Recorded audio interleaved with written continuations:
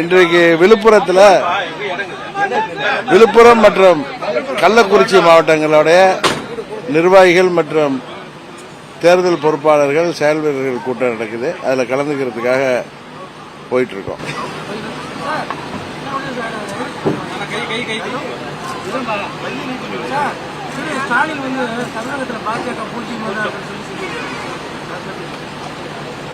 எதையுமே மக்கள் தான் முடிவு செய்வாங்க. தேர்தல் நேரத்தில் யார் பூஜ்யங்கிறது தெரிய வரும். இந்தியா கூட்டணி சார் வரும் தேர்தல் வந்து பாஜக தோற்கடித்து ஆட்சி முடியும் சொல்றாரு ஸ்டாலின்.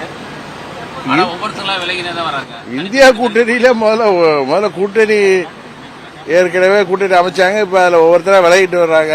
தேர்தல் நேரத்தில் ஸ்டாலின் மாத்திரம் தான் இருப்பாருன்னு நினைக்கிறேன் காங்கிரஸோட.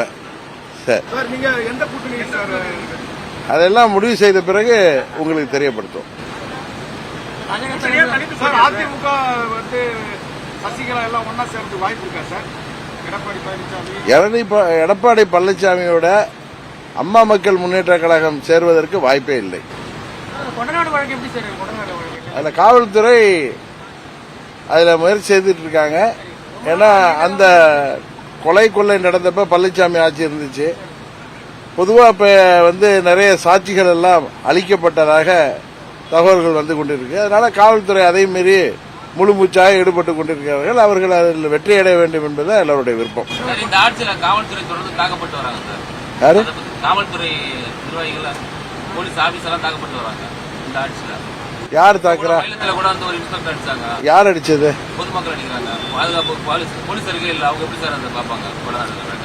போலீசார் வந்து ஏதோ அங்கொன்று இங்கொன்று சில இடங்கள்ல பொதுமக்கள் வெகுண்டெழுந்து அவங்களுக்கு எதிராக செயல்படுறாங்க.